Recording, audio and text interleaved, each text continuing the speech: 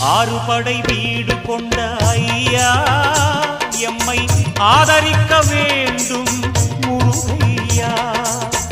ஆறுபடை வீடு கொண்ட ஐயா எம்மை ஆதரிக்க வேண்டும் முருகையா.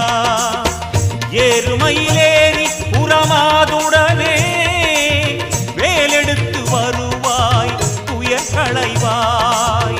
ஏறுமையிலேறி புறமாதுடனே வேலெடுத்து வருவாய் துயர் களைவாய் முருகா. ஆறுபடை வீடு கொண்ட ஐயா எம்மை ஆதரிக்க